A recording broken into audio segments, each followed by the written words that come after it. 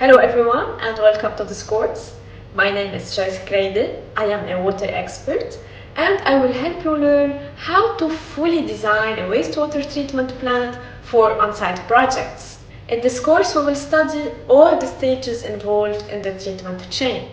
We will start by the pre-treatment processes that include screening and flow equalization, then the primary treatment with non-electric processes like the traditional septic tank and the anaerobic baffled reactor, the secondary treatment including aerated wastewater treatment systems, also nature-based solutions like the constructed wetland, and advanced technologies like the MBBR.